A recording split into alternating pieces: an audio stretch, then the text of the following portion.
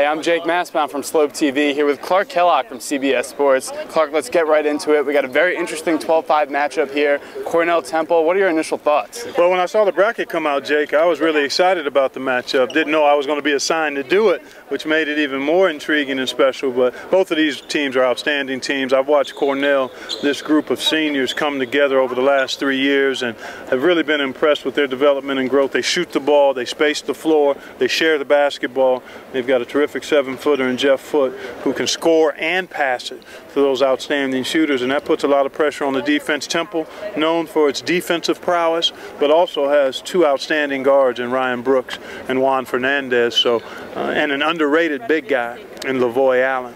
So I'm really looking forward to it. I thought it was one of the more intriguing and potentially exciting matchups in the first round, and hopefully it lives up to that.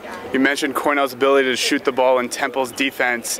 You have Cornell, the top three-pointing shooting team in the country, but Temple could take the three away better than anybody in the country, or just as well as them. How do you see that playing out? Well, it's going to be interesting. That's one of the things that will be a key to the game. How effective can Temple be, not just defending the three-point line, because when you have shooters that space the floor, it tends to put a good inside guy in one-on-one situations. So the dilemma for Temple is, how do we effectively handle Foote inside and also get to those three-point shooters?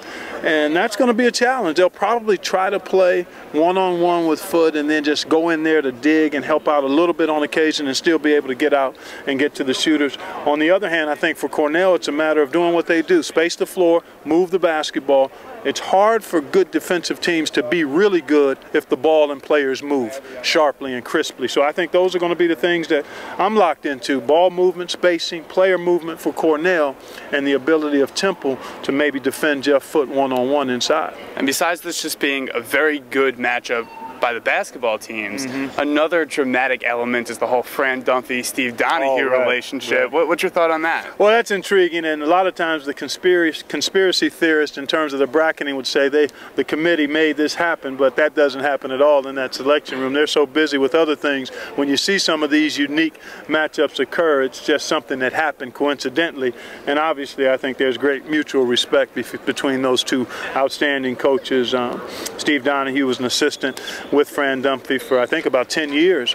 And so they've got a great relationship, but as it is with brothers that live under the same roof, when it's time to decide who's going to win in a winner-take-all format, it's going to be very competitive, sportsmanlike but competitive. And I imagine it's got to be fairly difficult for both of them, because they do have a strong relationship. So I would think it's got to be terribly difficult as they think about it. But once that ball goes up and the lights come on, I think they'll be locked into trying to advance. Yeah, Clark, we already know you and Jim Nance are going to be down in Indianapolis for the Final Four. What four teams are going to join you guys? Well, because I call the games, I won't try to pick who's going to end up there. I know one thing for sure, Jake: Jim and I will be there. I don't know which teams will be there, but whoever it is, we'll be glad to cover them and talk about it and crown a worthy champion on Monday night, April 5th. Absolutely. March Madness, most exciting time of the year. Clark, thanks for coming on. My pleasure, really Jake. Appreciate the time. Good to hang out with you, man. I like that shirt. Thank you. I'd like to get that 17 and a half, 38 if I can find it. I'll keep an eye out for it.